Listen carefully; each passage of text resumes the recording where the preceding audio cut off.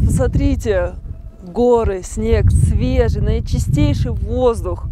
Ребята, убедительная просьба, давайте беречь эту природу. Пусть эти места останутся у нас на многие года, на века.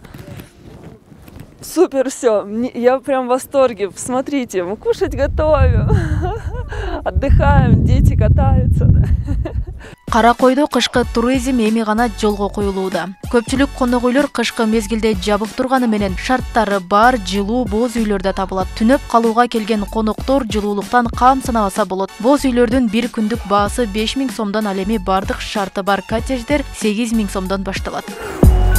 О, тим эле жылуу, колуң кармасаң кайнайт.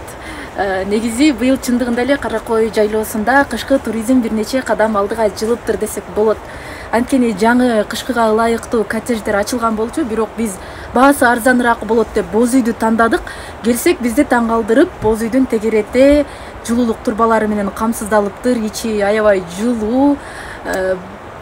Кышкы туристтик мезгилинде Каракой жайлоосуна келсеңиз, коркпой эле боз үйлөрдү дагы тандай берсеңиз болот.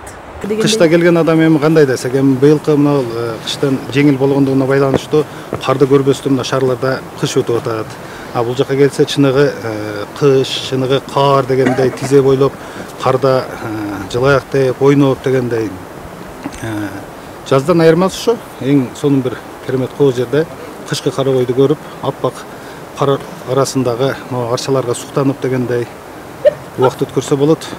Каракой басымдуу жайкы жаратылышы менен таанымал болуп келген. Былтыр жайдагы 3 ай ичинде 30 миңге чукул эс алуучуну кабыл алган. Алардын 1000ге жакыны чет өлкөдөн келгендер болгон. Мындан улам Кыргыз Ата жаратылыш паркынын кызматкерлери туристтерге ыңгайлуу шарттарды түзүү үстүндө иштеп жатышат. Чектелген айыл чарбалык зонабыз бар, жайытыбыз бар. Ошолор основной корукта жапай жаныбарларыбыз бар. Жапай жаныбарларыбызга да азыр бүгүнкү күндө биздин эсебиз боюнча илбирс бар, сүлөөсүн бар, кийик бар, улар бар. Биз келип жаратылыштан эргүү алып, эс алып гана кете беребиз. Ал эми Каракойго кам көрүп, бапестеп жаратылышын коргоп, керектүү иштерди жасагандар бул Кыргыз Ата жаратылыш паркынын кызматкерлери. Аталган мекеме ишмердүүлүгүн дагы да жакшыртуу үчүн туристтерге шарт түзүү максатында био ажатканаларды сатып алуу, таштанды чыгаруучу унааларды алууга муктаж. Ал үчүн долбоор жазып, жардам күтүп жатышкан чагы. Келишим негизинде машиналар заказ кылып алып чыгабыз. Жумасына бир жолу алып чыгып кетет. 80 тонна таштанды чыгып кетти да. Каракой жайлоосуна кышкы жана жайкы мезгилде келүүнү пландап жаткан эс алуучулардын кулагына күмүш сырга. Быйыл жылдагыдан өзгөчө талап коруктун аймагына желим баштыктарды жана бөтөлкөлөрдү алып кирүүгө тыюу салынды. Жаратылышты коргоо максатында бул буйрукка президент Садыр Жапаров кол койгон.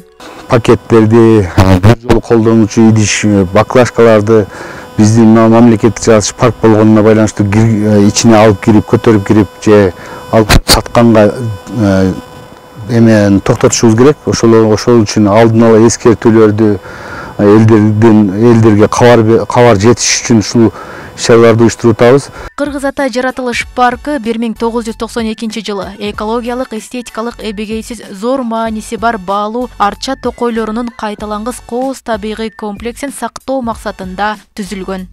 Роза Акматжан кызы, Адилбек Абдакимов, Ош ТВ.